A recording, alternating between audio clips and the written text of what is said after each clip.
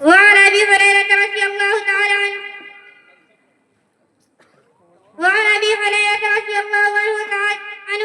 قال النبي صلى الله عليه وسلم: كلمتان حبيبتان الى الرحمن خفيفتان على اللسان ثقيلتان في الميزان سبحان الله وبحمده سبحان الله العظيم.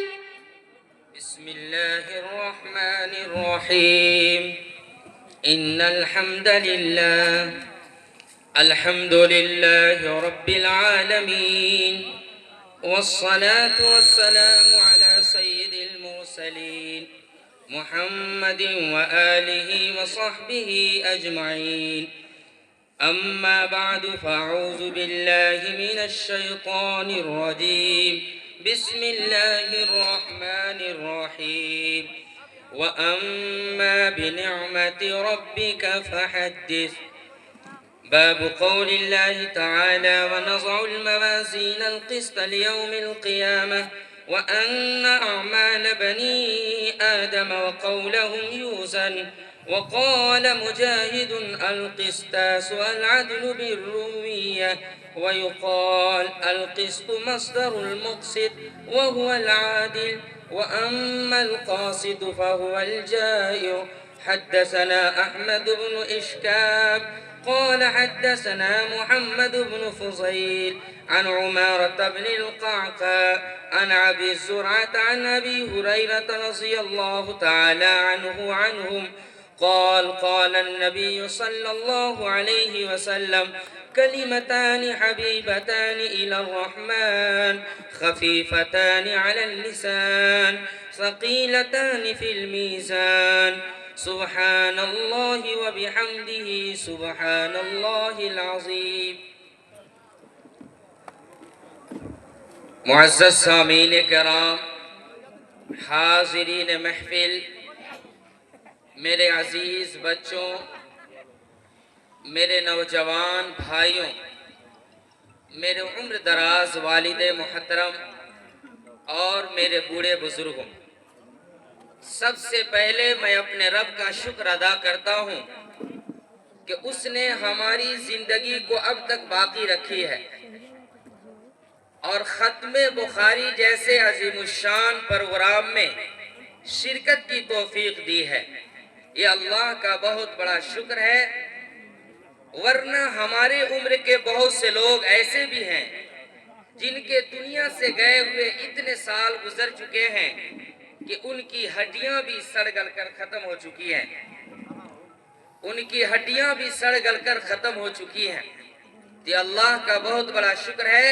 میں سب سے پہلے اپنے رب کا شکر ادا کرتا ہوں، اس کے بعد میں اپنے آقا سرکار دو عالم محمد رسول اللہ صلی اللہ علیہ وسلم کا شکر ادا کرتا ہوں کہ ان کی وجہ سے یہ دنیا بنی اور ان کی امتی ہونے کی وجہ سے ہم دنیا میں آئے ہیں سب سے آخر میں، لیکن انشاءاللہ صرف حضور کی امتی ہونے کی وجہ سے قیامت کے دن سب سے پہلے ہم اٹھائے جائیں گے، سب سے پہلے میدان محشر میں اللہ کے سامنے پیش ہوں گے، سب سے پہلے اللہ کے سامنے حساب و کتاب ہوگا اور سب سے پہلے انشاءاللہ ہم جنت میں جائیں گے۔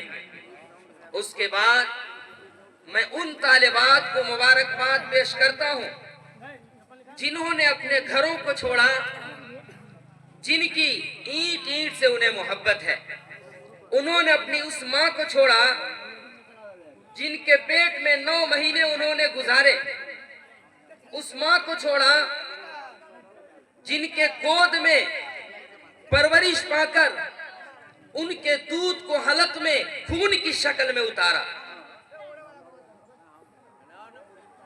اور उस बाप को छोड़ा कि जिस बाप ने दूसरे की गुलामी करके इस बच्ची की परवरिश की, उस भाई और बहन को छोड़ा जिसका प्यार दुनिया में कोई नहीं दे सकता, उन सहेलियों को छोड़ा जो उनके गांव और महल्ले की उनके दिल की चहेती थी, अपने घर के खाने और सब्जियों को छोड़ा और फिर इस मदरसे को इख्तियार किया, सारी खुशियों को कुर्बान किया और एदादिया से लेकर बच्चे से लेकर के इस दर्जे तक पहुंची कि आज खत्मे बुखारी का सेहरा उनका सर रखा जा रहा है।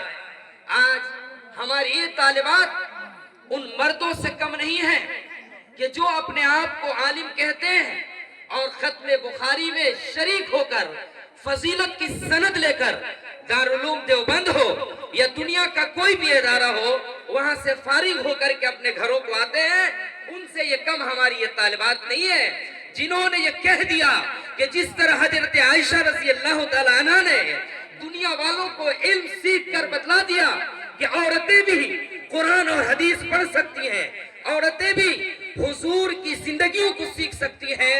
आज वह शाना बशाना मर्दों के खड़े होकर के ये बुखारी शरीफ, कुरान की तफसीर और अल्लाह के कलाम, हुजूर की जिंदगी को अपनी जिंदगियों में उतार करके आज फरागत की सनद लेकर के इस इदारे से जाकर और दुनिया वालों को बताएगी कि एक मर्द जिस तरह हुजूर की जिंदगी गुजार सकता है, एक औरत भी हुजूर की जिंदगी गुजार सकती है। इसलिए मैं इन तालिबात को मुबारकबाद पेश करता हूं और इंशाअल्लाह कयामत के दिन अल्लाह भी इनको मुबारकबाद पेश करेंगे।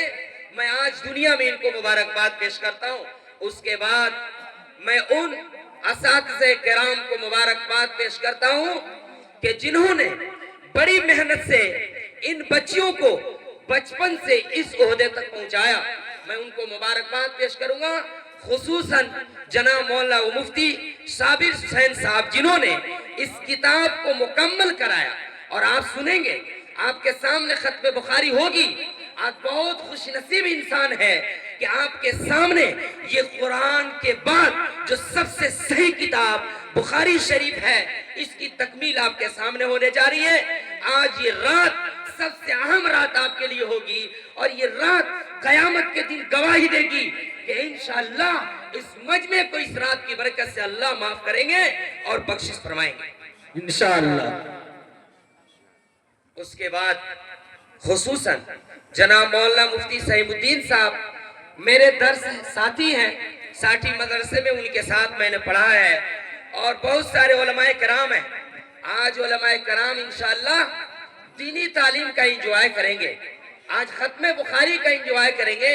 लगेगा कि ये मौसम कितना सुहाना लगेगा, दिल में कितना सुकून होगा और जिंदगी की कैफियत कैसी बदलेगी, इंशाअल्लाह इसका अंदाजा खत्मे बुखारी के वक्त में इंशाअल्लाह लगेगा इंशाअल्लाह।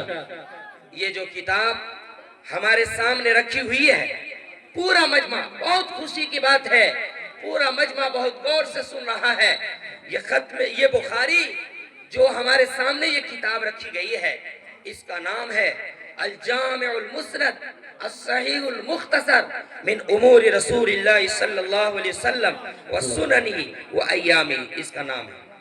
आपको कितना लंबा नाम है, ये नाम है, ये पता है, ये इतना लंबा नाम है, लेकिन नाम जब लंबा होता है तो उसको मुख्तसर किया जाता है। इसलिए उलमाए कराम ने शॉर्टकट इसका बनाया। मैं साठी मदरसे में 26 जनवरी को खड़ा था और 26 जनवरी को एक डॉक्टर थे मोतिहारी के, डॉक्टर के आलम साहब, आप सुने होंगे, डॉक्टर के आलम साहब आने वाले थे मदरसे में झंडे के मौके से। तो हमारे एक साथी उस्ताद ने कहा कि डॉक्टर के आलम साहब आने वाले हैं, आके खड़े हो गए। अनाउंसर ने ऐलान किया कि डॉक्टर खुर्शीद साहब का बयान इंशाल्लाह इसके बाद 5 मिनट का होगा, आप लोग तशरीफ रखें झंडा के बाद। तो मैंने पूछा अपने उस्ताद से, यहाँ हमारे जो असातिज़ा से साथी थे, उनसे पूछा कि अभी तो कहा गया था कि डॉक्टर के आलम साहब वो खिताब बयान करेंगे, अभी कह रहे हैं अनाउंसर साहब डॉक्टर खुर्शीद साहब का बयान है। ये डॉक्टर खुर्शीद साहब कौन है? تو انہوں نے کہا کہ یہی تو ڈاکٹر کے عالم صاحب کا نام خورشید صاحب ہے. تب میں سمجھا کہ اکثر لوگ بڑے بڑے ڈاکٹر اپنے نام کو شارٹ کٹ یوز کرتے ہیں. ڈاکٹر کے عالم خورشید کا جو کے ہے اس کے اوپر انہوں نے اپنا نام رکھا ہے اور وہ اسی پر مشہور ہے, ڈاکٹر کے عالم صاحب, خورشید صاحب کا شارٹ کٹ. تو آج دنیا کے اندر بھی آج آپ بخاری پڑھیں گے انشاءاللہ آپ پورا مجمع سمجھے گا. ایسا نہیں صرف علماء سمجھیں گے, پورا مجمع سمجھے گا کہ واقعی میں ہم یہ کتاب کیسے سمجھیں. تو یہ شارٹ کٹ نام ہے صحیح البخاری. اس کا نام ہے صحیح البخاری. لیکن صحیح البخاری نام ہے, لوگوں میں جو مشہور ہے وہ بخاری شریف. آپ ہر جگہ نام سنتے ہوں گے بخاری شریف. نام اصل کچھ اور ہوتا ہے اور گاؤں کے لوگ مشہور کر دیتے ہیں کسی اور نام سے. بہت سارے لوگوں کا نام ایسا ہوتا ہے, بیٹا کا نام عبد الرحمن ہے لیکن ماں اس کو کالیا کالیا سے پکار رہی ہے تو مشہور ہو جاتا ہے. خیر یہ بری چیز ہے, غلط نام سے نہیں پکارنا چاہیے. لیکن یہ جو کتاب ہے اس کا 3 نام ہو گیا. ایک نام جو مین نام ہے الجامع المسند الصحیح المختصر من امور رسول اللہ صلی اللہ علیہ وسلم وسننہ وایامہ, یہ عربی میں نام ہے. اس کا مختصر صحیح البخاری اور یہ مشہور ہے بخاری شریف سے. اس کتاب کو بہت شارٹ کٹ چلنا ہوا ہے, نہیں تو رات بھر لگے گا اس کو مکمل کرنے میں, بہت شارٹ چل رہا. اس کو لکھنے والے جنہوں نے لکھے ہیں دیکھیں وہ کیسے آدمی ہے, پھر دیکھیں کتاب کیسی. انہوں نے جو لکھا ہے ان کا نام ہے, اچھا پورا مجمع سے میں پوچھ رہا ہوں بتائیں کہ ہمارے جو نبی تھے ان کا نام کیا تھا؟ ان کا نام محمد صلی اللہ علیہ وسلم لگاتے ہیں محمد. تو محمد نام تھا. یہ بخاری جنہوں نے لکھا ہے ان کا نام بھی محمد ہے. میرے خیال سے زندگی بھر آپ نہیں بھولیں گے اس بات. بخاری جنہوں نے لکھا ہے ان کا نام ہے محمد. اور عرب کے اندر جو لوگ عربی بولتے ہیں ان کو 3-4 طرح کے نام ہوتے ہیں. ان کا ایک اور دوسرا نام ہے ابو عبداللہ. علماء حضرات مخاطب ہیں, جس نام کے شروع میں اب ابن یا لگ جاتا ہے عربی میں اس کو کنیت کہا جاتا ہے. وہ بھی نام ہے لیکن اس کو کنیت کہا جاتا ہے. امام بخاری رحمت اللہ علیہ کا نام تو محمد ہے لیکن ایک دوسرا نام جس کو کنیت کہا جاتا ہے عبداللہ ہے, ابو عبداللہ. اور ان کا لقب کا معنی گاؤں کے لوگ جو نام رکھ دیتے ہیں, تو ان کا جو لقب ہے امیر المؤمنین فی الحدیث. بے شک جانتے ہیں امیر المؤمنین فی الحدیث کا معنی کیا ہے؟ حدیث کا بادشاہ.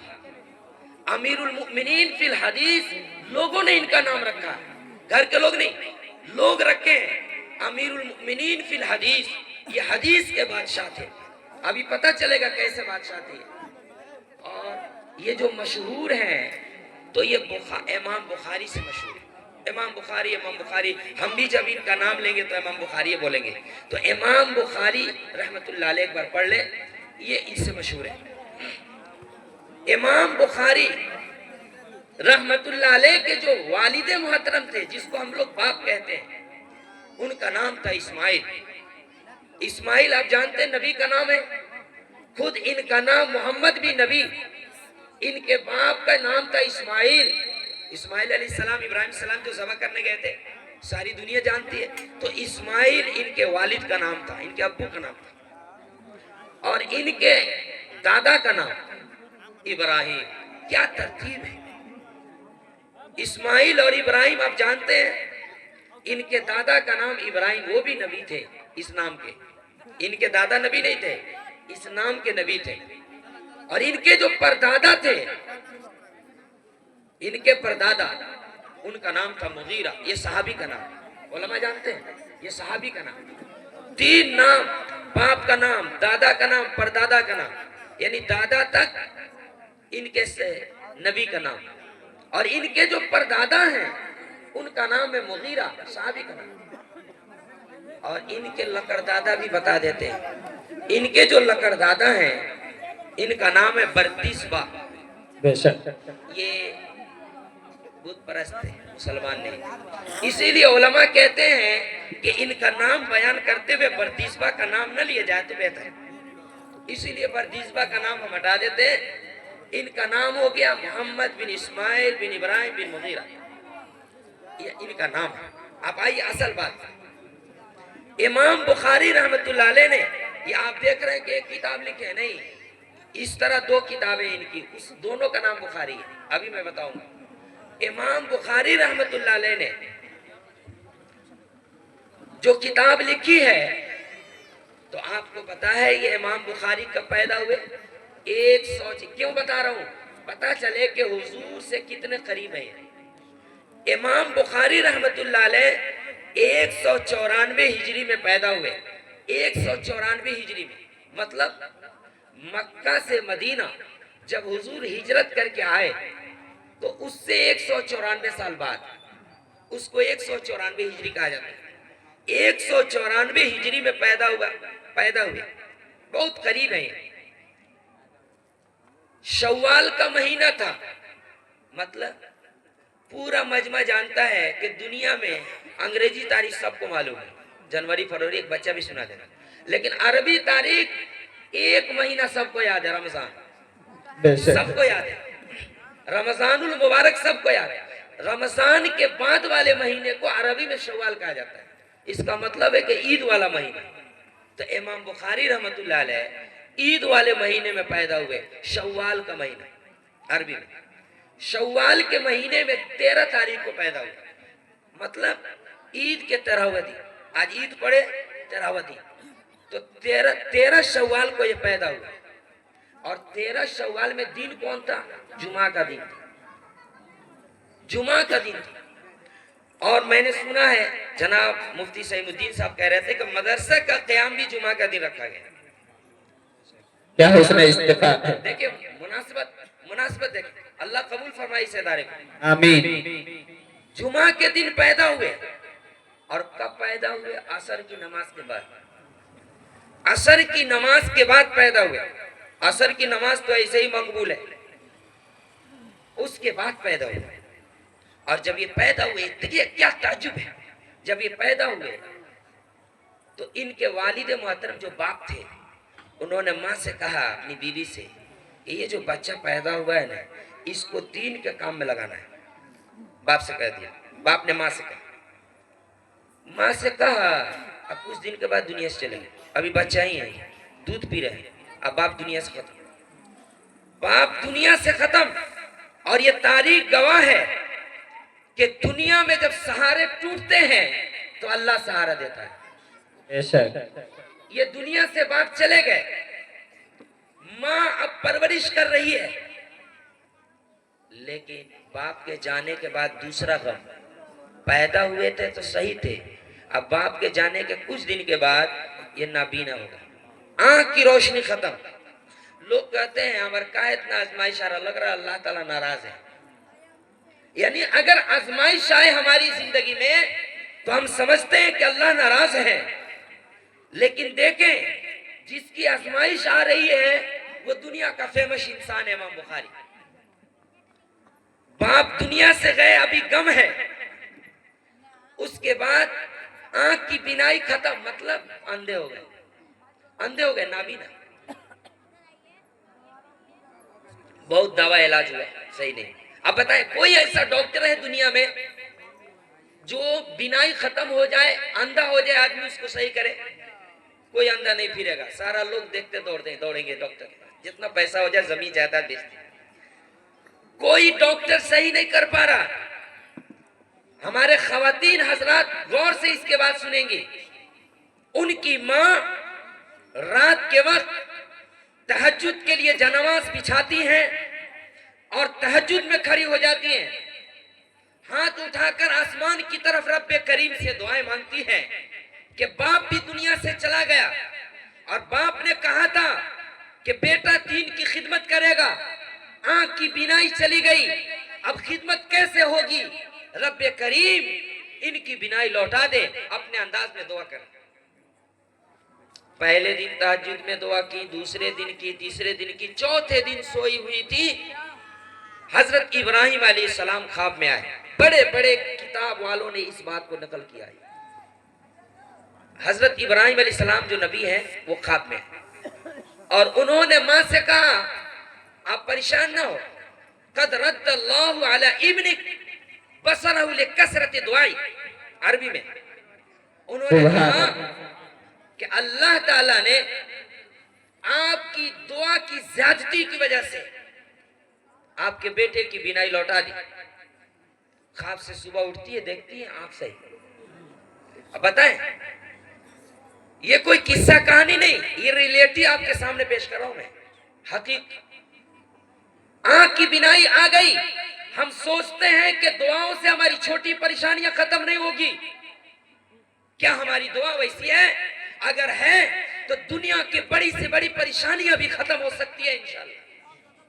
اور مانگ کے دیکھیں، یہ مجمع جتنا بیٹھا ہے، ہر آدمی کے دل میں ایک ٹینشن ضرور ہوگا، جو ایسا ہوگا لگتا ہوگا کہ یہ صحیح نہیں ہوگا، لیکن میں خدا کی قسم، قرآن کے بعد سب سے صحیح کتاب یہ کتاب ہے، میں اس کے سامنے میں بول رہا ہوں، آپ اللہ کے سامنے سچے دل سے اپنی پریشانی کو رکھ کر کے دیکھیں اور تھوڑا انتظار کریں۔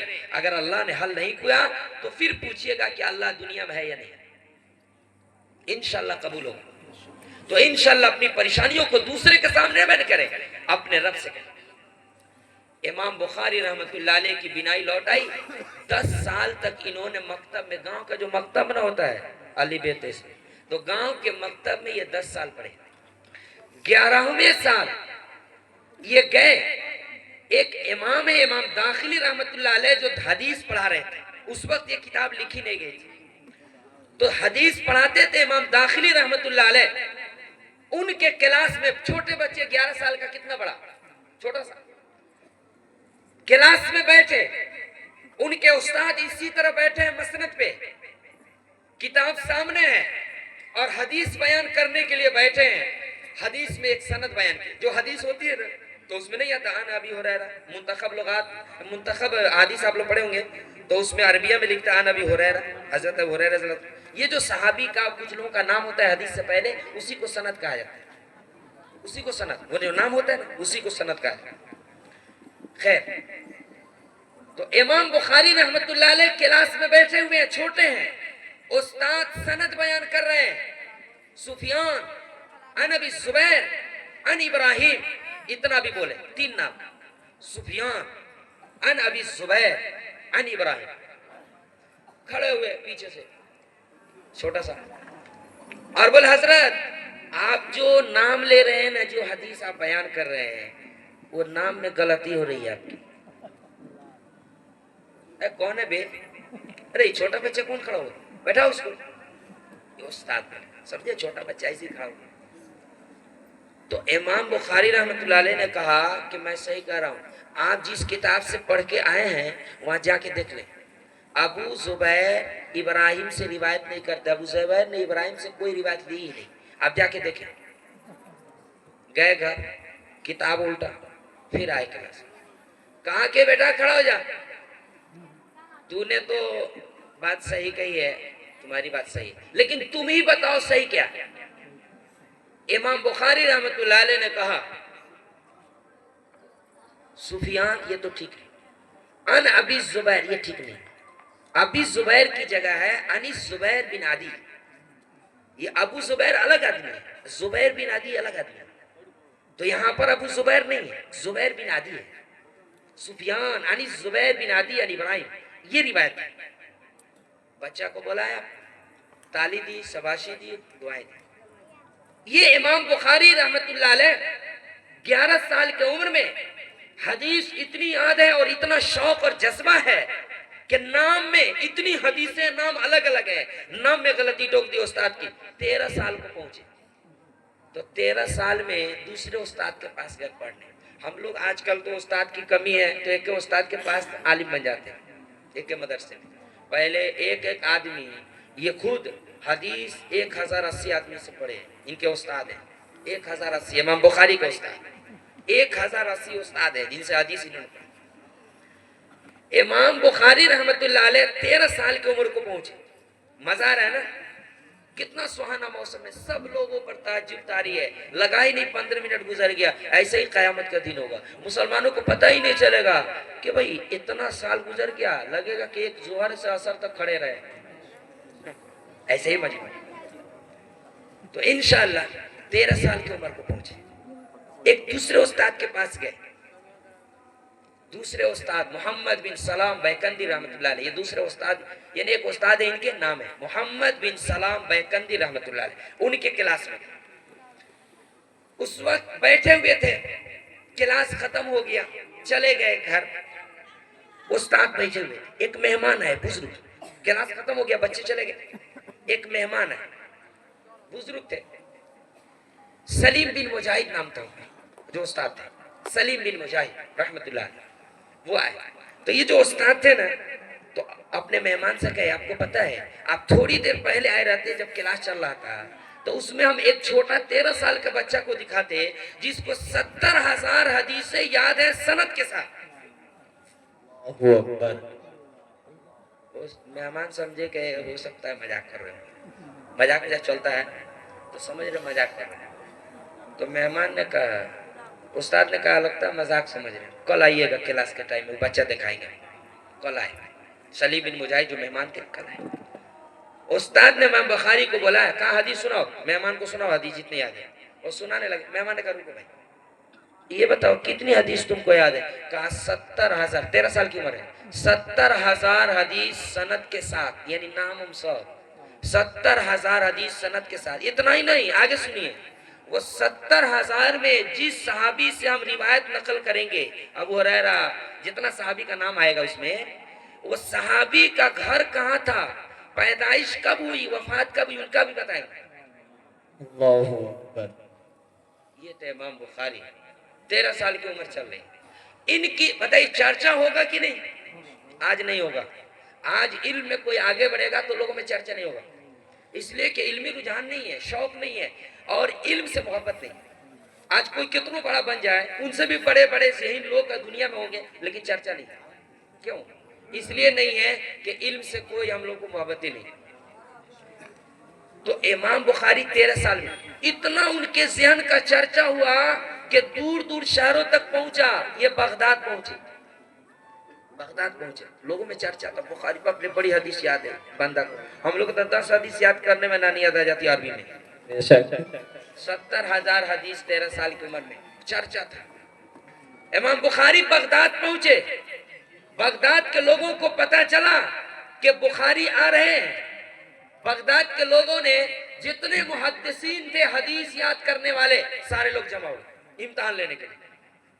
دیکھیے اپنے زمانے کے جو لوگ ہوتے ہیں نا ان سے ٹینشن ہوتا ہے، ہمارے جیسے زمانے کے جتنے علماء ہیں نا کتنوں اوپر سے سلام کلام ہو رہا ہے لیکن کبھی صلاحیت اگر دکھائی دے دی تو اندر اندر تکلیف ہوتی ہے، بھائی ہمارے صاحب کیسے پڑھ گیا۔ امام بخاری رحمت اللہ علیہ کے زمانے کے جتنے محدثین تھے دل میں جلا، ارے بھائی وَفِي ذَلِكَ فَلْيَتَنَافَسِ الْمُتَنَافِسُونَ، قرآن کی آیت 30 بارے اللہ کہتے ہیں ایسی چیزوں میں ایک دوسرے سے مقابلہ کرنا چاہیے، دین کے چیزوں میں، وہ کوئی اتنا حدیث یاد ہے ہم کو نہیں یاد ہے، یہ اچھی چیز ہے، اس میں جلن اچھی چیز ہے۔ تو امام بخاری رحمت اللہ علیہ کے بغداد پہنچے، سارے محدثین تیار ہیں اسٹیج پر ان کا امتحان لینے کے لیے، بڑے بڑے 10 محدث آگے بڑھے، ایک محدث کھڑے ہوئے، امام بخاری بیٹھے ہوئے ہیں، ایک محدث کھڑے ہوئے اور انہوں نے حدیث سنائی، 10 حدیث سنائی کھڑے ہوئے، سند میں بھی غلطی کی، جیسے حدیث ہے نا صحیح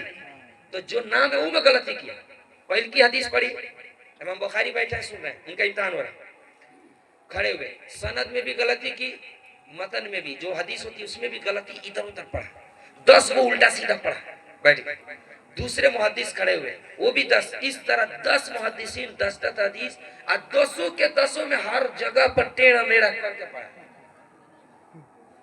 امام بخاری رحمت اللہ علیہ کہ ہو گئے آپ لوگ ختم، 100 حدیثیں ہو گئی، بیٹھیے کھڑے ہوئے، امام بخاری رحمت اللہ علیہ نے کہا پہلے محدث نے جو پہلی حدیث پڑھی تھی وہ متن میں فلاں جگہ میں غلط تھا، سند میں فلاں جگہ غلط تھی، ایسی حدیث ہم نے کہیں نہیں دیکھی ہے زندگی میں، غلط جو حدیث تھی اس کو سنایا کہ انہوں نے اس طرح پڑھا ہے, وہ یہاں پر غلطی ہے.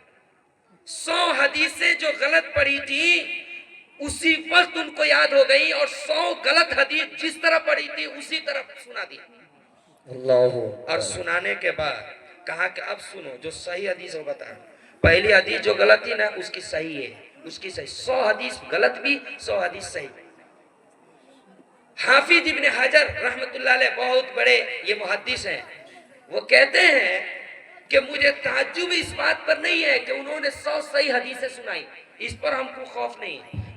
تعجب تو اس بات پر ہے کہ ابھی جو غلط حدیثیں انہوں نے ابھی بنا کے پڑھی ہے وہ بھی یاد ہو گئی. یہ کتنا کمال کی بات ہے.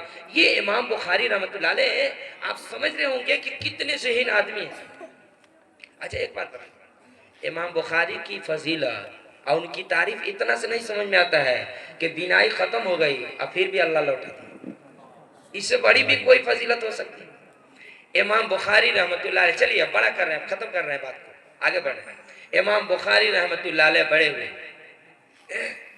194 ہجری میں پیدا ہوئے ہیں.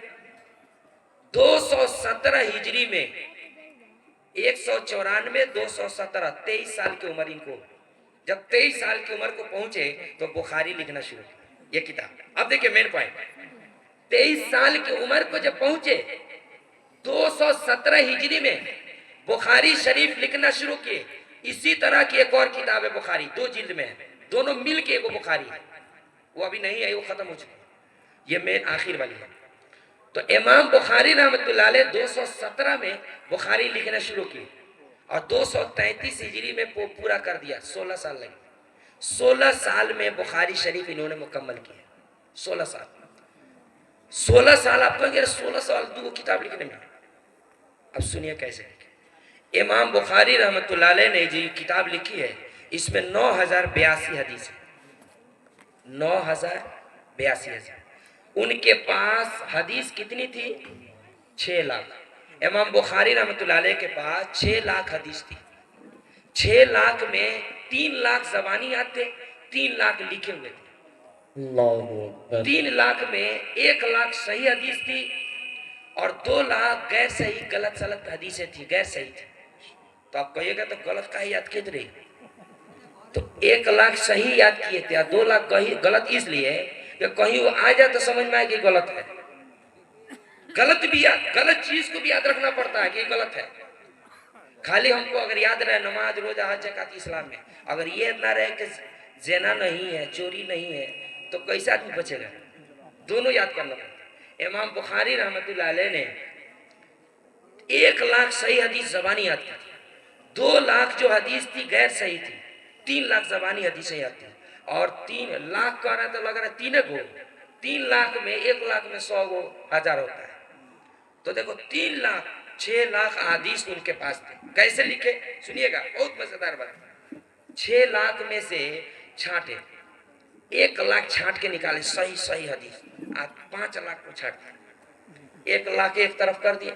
اب بخاری لکھنے بیٹھے 1 لاکھ میں سے. اب اس 1 لاکھ سے چن کے 9082 حدیث اس میں لکھے. کیسے چنے بھائی؟ سینہ آپ کا رونگٹا کھڑا ہو جائے گا جو بات آگے کہنے جا رہا ہوں, سنیے گا. امام بخاری رحمت اللہ علیہ خود کہتے ہیں کہ ہم نے جو 9082 حدیثیں لکھی ہیں, ایک حدیث جب لکھنا ہوتا تھا کتاب میں تو پہلے غسل کرتا تھا. بھوجپوری میں نہاتا تھا تو پہلے میں غسل کرتا تھا اور پھر اس کے بعد 2 رکعت نماز صلاۃ الاستخارہ. مطلب صلاۃ الاستخارہ کا معنی کہ دیکھنے کے لیے کہ کون ہے میں صحیح ہے کون غلط ہے, یہ صلاۃ الاستخارہ. 2 بات میں آپ کو کنفیوژن ہو جائے کون کرے نہ کرے تو ایک نماز پڑھی جاتی ہے 2 رکعت, اس کو صلاۃ الاستخارہ کہا. تو 2 رکعت نماز پڑھتے تھے, پہلے غسل کیے, نہائے, 2 رکعت نماز پڑھی. اب بیٹھ کے 1 لاکھ میں چنتے تھے کون صحیح ہے سب سے زیادہ, لکھے 1 لاکھ میں سے.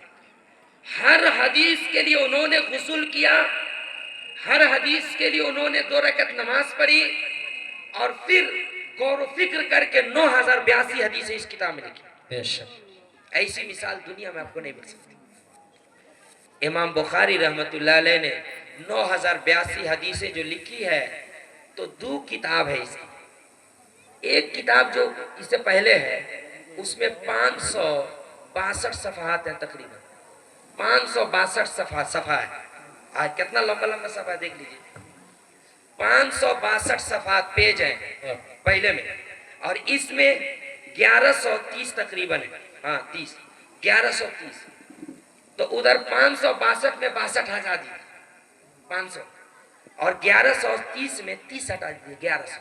1600 صفحات ہیں پورے کتاب میں. 1600 صفحات انہوں نے کتاب میں قلم چلایا ہے. 1600 صفحات. اور یہ 1600 صفحات جو کتاب انہوں نے لکھی ہے, علماء میرے خیال سے عوام بھی سمجھ رہے ہیں. اور بخاری شریف اگر عوام سمجھ گئی تو میں پورے یقین کے ساتھ کہتا ہوں کہ میرا رب ضرور ایمان پر خاتمہ کرے گا. انشاءاللہ یہ ضرور. یقین ہے میرا. آپ صرف توجہ دیں میرے کو. امام بخاری رحمت اللہ علیہ نے یہ جو 1600 صفحات پر کتاب لکھی ہے, آپ کوئی کتاب پڑھیں ہندی انگلش کسی میں, تو اس میں چیپٹر رہتا ہے کہ نہیں, عنوان رہتا ہے نا. تو اس کتاب میں بھی انہوں نے بڑے بڑے عنوان لکھے, تو اس عنوان کو انہوں نے کتاب نام دیا. عنوان نام نہیں لکھا ہے, کتاب. تو بڑے بڑے جو عنوان لکھے اس کا نام کتاب لکھا. اور ہر بڑے عنوان میں چیپٹر میں چھوٹے چھوٹے بھی ہوتے ہیں, تو بڑے بڑے عنوان میں چھوٹے چھوٹے کچھ عنوان لکھے ہیں, اس کو باب انہوں نے نام لکھا, ابواب. تو آپ کو پتا ہے اس کتاب میں کتنے کتاب ہے؟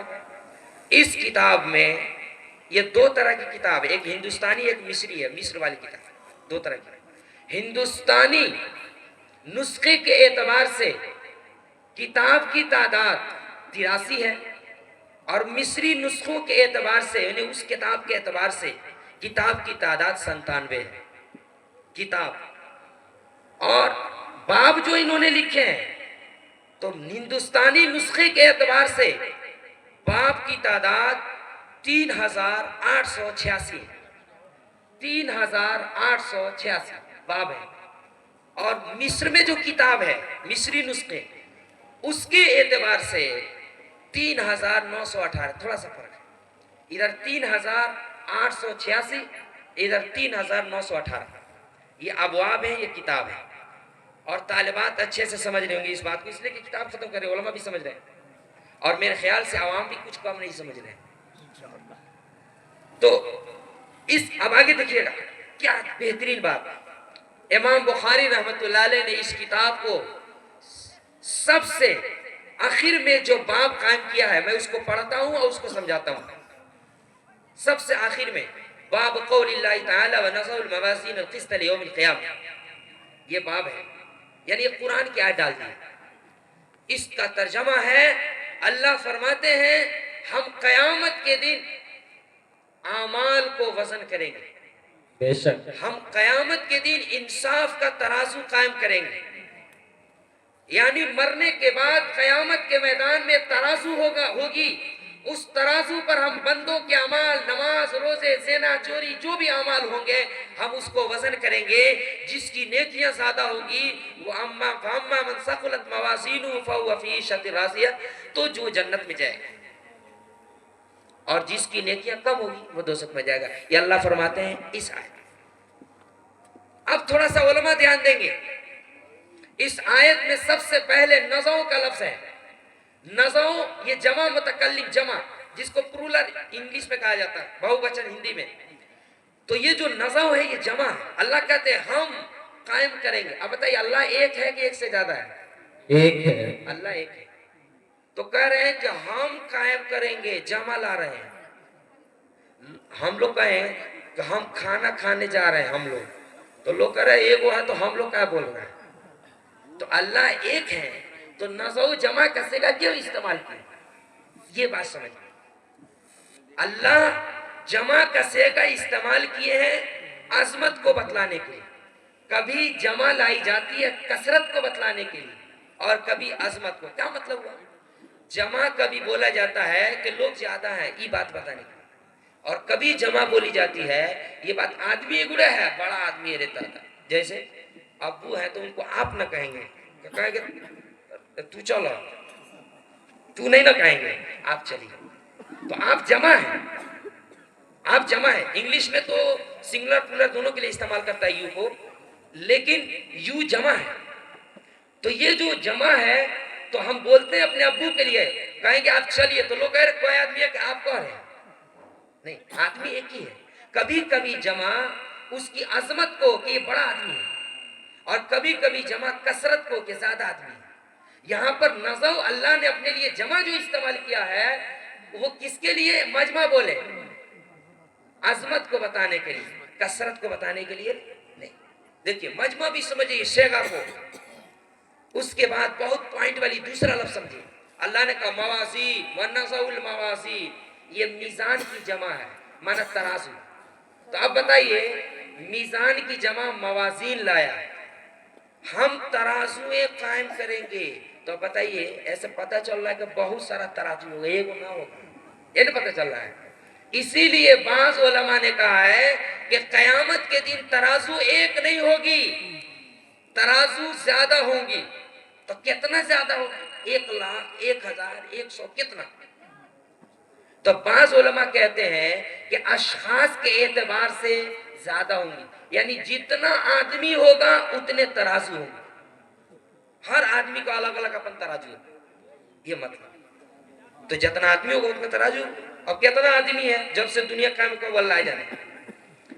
بعض لوگ کہتے ہیں کہ ترازو زیادہ ہوں گی لیکن اعمال کے اعتبار سے, مطلب جتنے اعمال ہیں, نماز روزہ, نماز کے لیے الگ ترازو, روزہ کے لیے الگ ترازو, اور زکات وزن کرنے کے لیے الگ ترازو, یعنی جتنے اعمال ہوں گے دنیا میں اتنے ہی ترازو ہوں گے.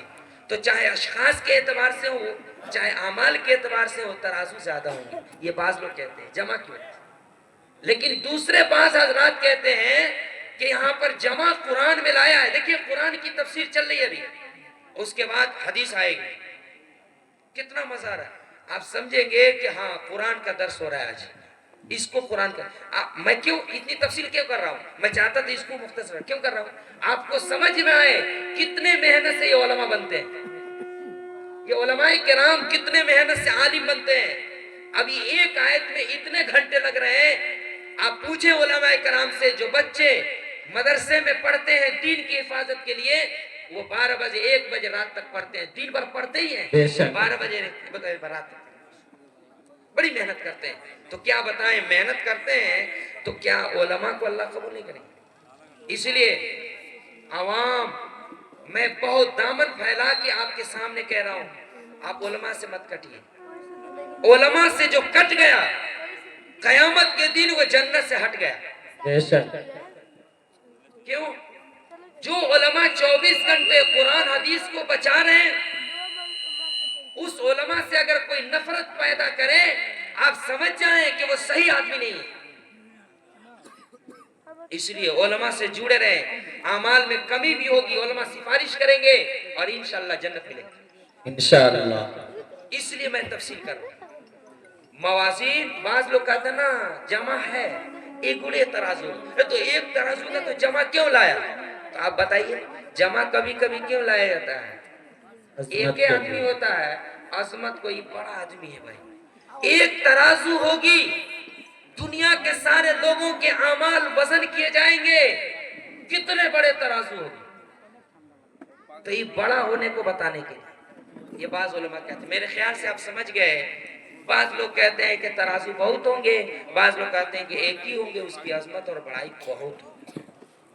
نزع الموازین القسط. اب قسط یہ آخری لفظ ہے, قرآن کا ہے. یہ قسط کا کیا معنی ہے خود مصنف بتائیں گے. ہم آگے مصنف خود اس کے لغت بتائیں گے. آگے مصنف ایک بات بتا رہے ہیں, وَأَنَّ أَعْمَالَ بَنِي آدَمَ وَقَوْلَهُمْ يُوزَنُ. ایک عبارت لائے ہیں, اس کو ترجمۃ الباب کہا جاتا ہے. علماء سمجھ رہے ہیں, جو بھی وہ باب لائیں قرآن یا حدیث اور اس پر ایک دعویٰ کریں, قرآن کے مطلب کے انداز میں دعویٰ کریں کہ یہ ہوگا, اسی کو ترجمۃ الباب کہا جاتا ہے. بتائیں قرآن میں کیا دعویٰ ہے کہ قیامت کے دن اعمال وزن کیے جائیں گے, یہ نا بات ہے. تو امام بخاری رحمۃ اللہ عربی میں اسی بات کو لکھ رہے ہیں کہ قیامت کے دن انسانوں کے اعمال تولے جائیں گے, وزن کیے جائیں گے.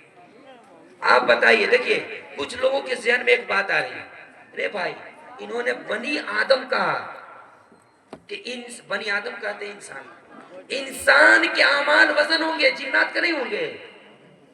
जिन्नात का नहीं होंगे। तो इन्होंने तो बनी आदम का, इंसान जिन्नात दोनों कहना चाहिए ना।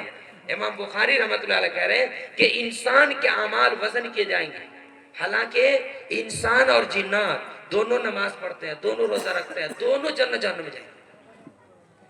तो इन्होंने कहा इंसान का, उलमा तवज्जो देंगे, तगलीबन गलबतन, यानी इंसान और जिन्नात में अल्लाह के नजदीक सबसे प्यारा कौन है बताएं? इंसान। क्यों? अशरफुल मखलूकात कुरान ने कहा, जिन्नात के बारे में नहीं कहा लक़द खलक़नल इंसान फी अहसनि तक़वीम, हमने इंसान को बहुत खूबसूरत बनाया है। अल्लाह कह रहे हैं, आप लोग सोचें कितना आदमी हम लोग देखते हैं सांवला होता है, देखने का मन नहीं करता है, अल्लाह कह रहे हैं कितना खूबसूरत, ये कैसे हो गया रे भाई? अल्लाह खूबसूरत है। इंसान के अलावा आप किसी भी जानवर के आप शक्ल को देखें, अगर इस आंख को और इस नाक को, इस मुंह को भैंस के अंदाज में बनाया जाता है तो इंसान कैसा दिखता है? किसी भी जानवर की शक्ल में बनाया जाता है तो इतना खूबसूरत नहीं दिखता। तो अल्लाह कह रहे हैं कि इंसान अशरफुल मखलूकात है। आप जरा बताएं कि जब इंसान सबसे बड़ा है तो इंसान के अमाल वजन किए जाएंगे तो छोटका जिन्नतों का आ गया कि नहीं? हमें जब बड़ा आदमी का हिसाब होगा तो छोटका बची। लोग कहता है जहाँ बड़का बड़का ढोल वहाँ टिमकी का काम हो, भोजपुरी में लोग कहता है ना, अरे बड़का आदमी का हिसाब हो रहा है, पसीना छूटा है, आज छोटका जो जिन्नात वैसे ही जन्नत में चला जाएगा। तो इसका मतलब होता है तगलीबन, मतलब बड़े आदमी को बयान किया, छोटा उसी में आ गया। तो इंसान के अमाल वजन किए जाएंगे। आगे कहा इमाम बुखारी ने, समझेगा, कहा और उनकी बात को भी वजन किया जाएगा। बात, मुंह के बात, अरे भाई तो मुंह से जो बात बोला जाता है वो भी तो अमल है। तस्बीह पढ़े, जिक्र अस्कार की, अल्लाह का नाम लिए, वो अमल नहीं है कहा। तो अमाल जब आप कह दिए तो कौल और बात कहने की क्या जरूरत है? आप सिर्फ कह देते हैं अमाल वजन किया जाएगा, हम लोग समझ गए बात हो, लात हो, जूता हो, सब वजन किया जाएगा, ये ना मतलब हुआ। तो फिर कौल का लफ्ज क्यों जिक्र किया इमाम बुखारी रहमतुल्लाह अलैह? समझिएगा क्या पेचीदगी है, क्या मजा आता है ये सब किताब, दीनी किताबों पढ़ने में। बात को क्यों नकल किया? तो कहा कि इमाम बुखारी रहमतुल्लाह अलैह ने कहा कि देखे भाई, तामीम बादत तखसीस इसको कहा जाता है। तखसीस बादत तामीम, उलमा समझ रहे हैं। पहले आम आदमी को बयान कर दिया जाता है और उनमें से एक खास आदमी का नाम लिया जाता है, जिसने कहा जाता है बड़े बड़े उलमा यहाँ तशरीफ फरमा है, खास तौर से हमारे मुफ्ती सईमुद्दीन साहब हैं। सईमुद्दीन साहब का नाम उलमा में नहीं आया है। हम जब कहे कि हमारे बड़े बड़े उलमा आए हैं तो क्या उसमें सईमुद्दीन साहब का नाम नहीं आया? आ गया, लेकिन फिर अलग से नाम क्यों लिया?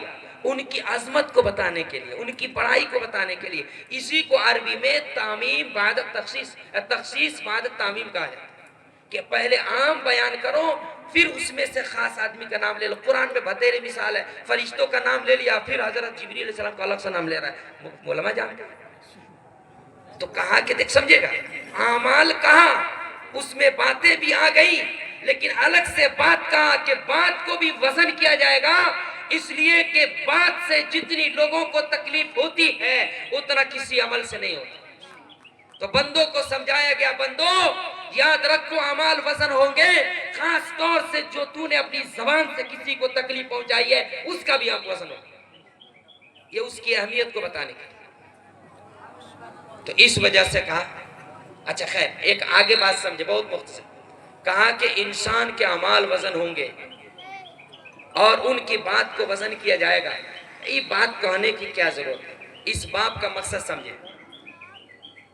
एक फिरका है, हम लोग तो 3-4 वो मसलक जानते हैं, उसी को फिरका कह देते हैं, बरेलवी, देवबंदी, सब एक के आदमी है। ये झूठों का लड़ाई झगड़ा होता है, मैं बिल्कुल रियलिटी बता रहा हूँ यहाँ पर बैठ कर।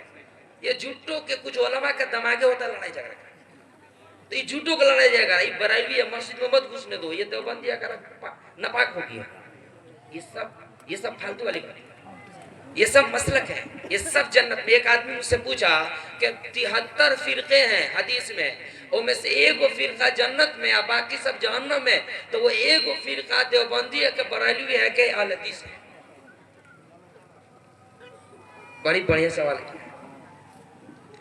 तो बरेलवी लोग को कुछ उलमा कहते हैं कि हम लोग हैं, और देवबंदी को लोग कहते हैं हम लोग नहीं हैं, आले हदीस लोग कहते हैं कि हम लोग आले हदीस हदीस पर अमल करते हैं हम लोग। ये झूठ मूठ के लड़ते हैं, बात नहीं समझते। अरे ये मसलक है, ये फिरका नहीं है। वो जो जन्नत में सारे फिरके जाएंगे, एक फिरका उस जन्नत में मुझे उम्मीद नहीं यकीन है कि इंशाअल्लाह कोई ज्यादा फर्क नहीं है। ये देवबंदी, अहले हदीस और बरेलवी ये तीनों हसनात जन्नती में शामिल है। ये बात समझने का फर्क है।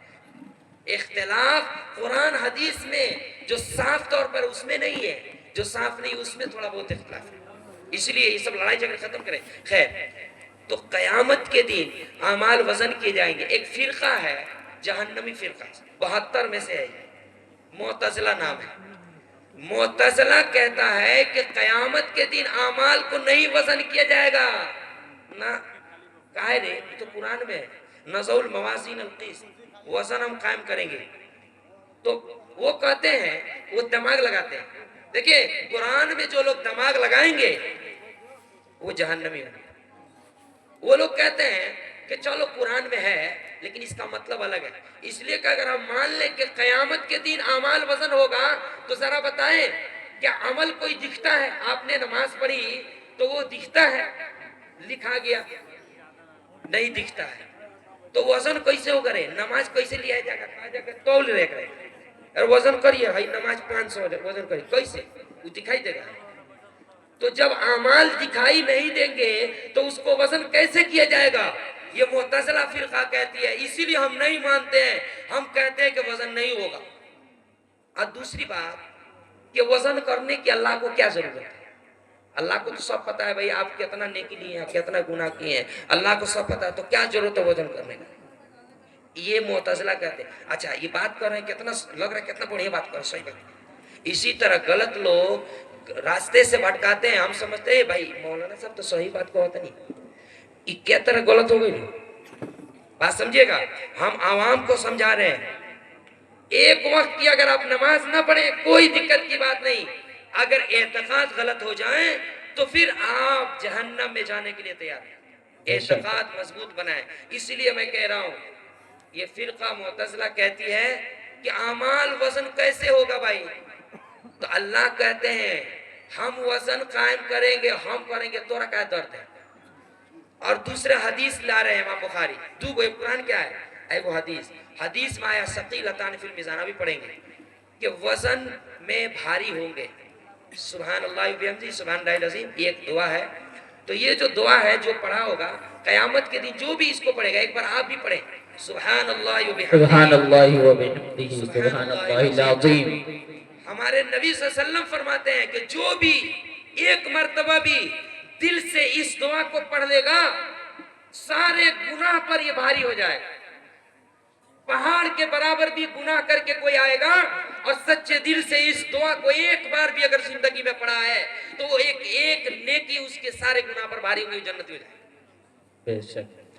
तो अब बताइए, हदीस में है कि ये कलमा बड़ी भारी है, तो कलमा क्या तरह भारी होगा? वजन किया जाएगा तब ना भारी होगा। तो इससे पता चलता है, मीज़ान लाया है, पता चलता है कि क़यामत के दिन वजन किया जाएगा।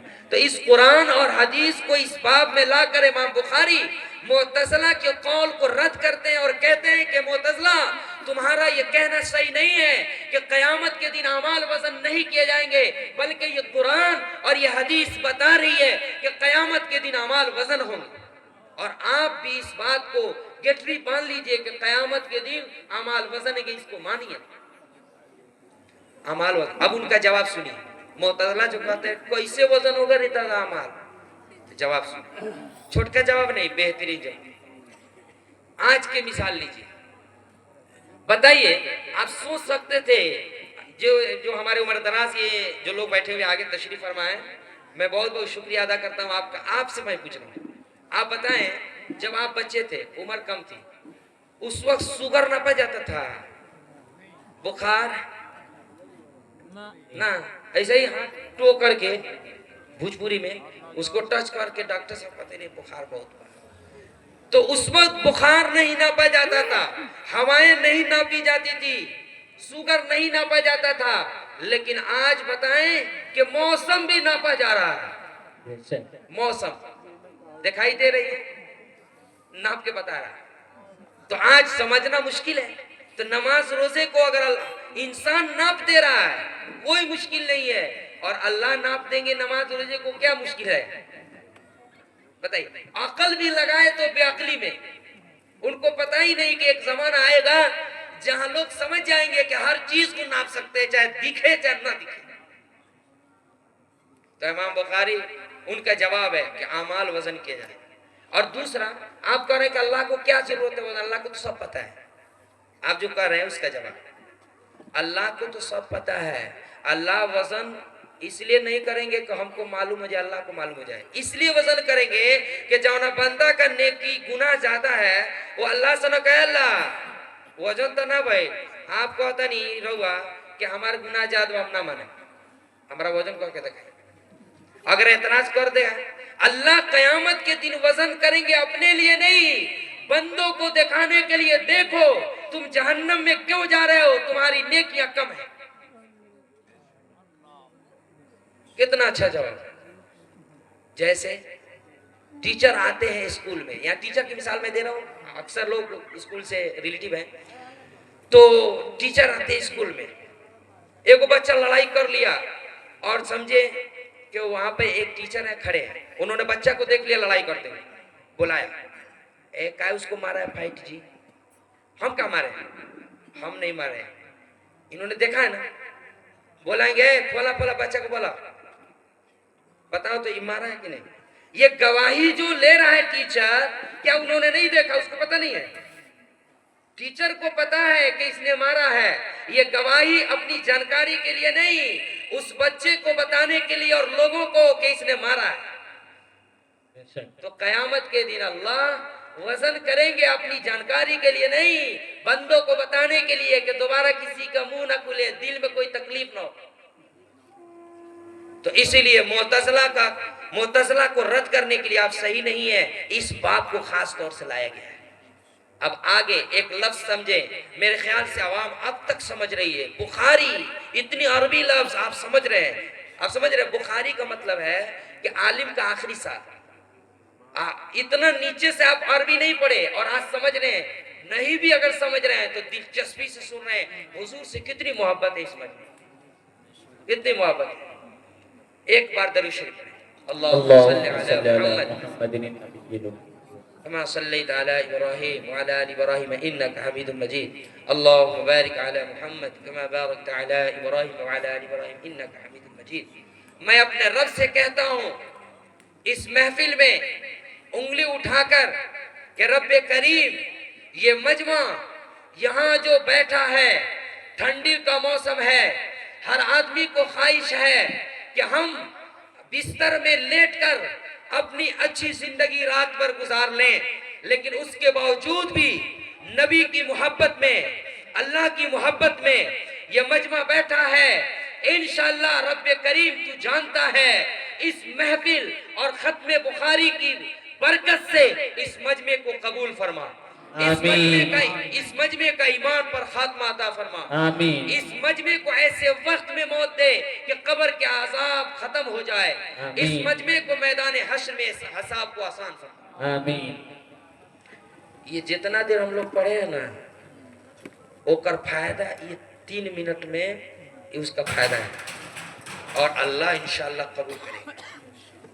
اب سنیے، قرآن میں ایک لفظ آیا، آخری لفظ وَنَضَعُ الْمَوَازِينَ الْقِسْطَ.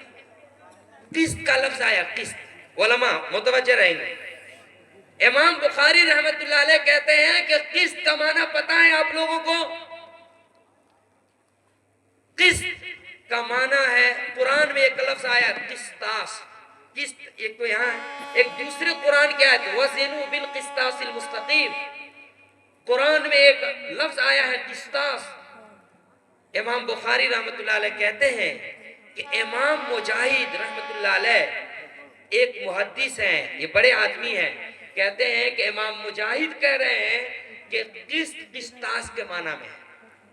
قسطاس ایک قرآن میں لفظ ہے، تو قسطاس کا جو معنی ہے وہی قسط کا معنی ہے. قسطاس کا کیا معنی ہے رے؟ تو مجاہد کہتے ہیں قسطاس رومی لفظ ہے، رومی، یہ رومی لفظ ہے قسطاس، قرآن میں ہے لیکن رومی لفظ ہے، تو رومی لفظ ہے، اس کا معنی ہوتا ہے انصاف کرنا، عدل و انصاف۔ تو بتائیں قسطاس کے معنی میں عوام سے پوچھ رہا ہوں، علماء چھوڑیں، عوام سے پوچھ رہا ہوں